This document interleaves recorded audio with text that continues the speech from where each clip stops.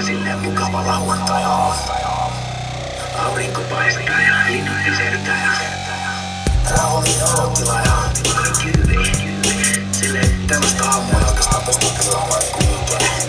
Tarkoon melkein mikään. Noniin, Maija Parkis ove eessä meinaa kotietsintää. Oo hetki läheinen, kun tuonne kalut lentää. Siellä on paskalakit rapussa, susikoira haukkuu ja helvetti irti, kuakka ulko-ovi paukkuu. Bum bum bum, ovi auki, poliisi! No nyt on päällä kriisi, jos se sovi vetää kriisi. Mä toimin vittu nopea, ovet kuumottaa miliisi. Laitat palasiks sä viemäriin, sit ovi aukee easy. Tuska hiki otsalla, mut nyt voit olla rauhas. Ainoa mikä stressaa, mitä maksaa päkki nauhas. Mut kyllä ja taju, ite onnes ja chilla. Yleensä kytä tulee sisään niiden omilla avavilla. Ja tutki sun kämppäs, vaikka sä et toses mestoon. Lukee päiväkirjassa, eikä siinä auta et protestosi. Jos et soo kotona sattu koskaan edes tietää. Kuka kävi kylässä, on vaan pakko oppi sietää. Nauhalle paskaa, levymyynti kasvaa. Ihan sama kuinka monta kämppää ja ratsaa. Tää ei polttoot vaikuta negatiivisesti.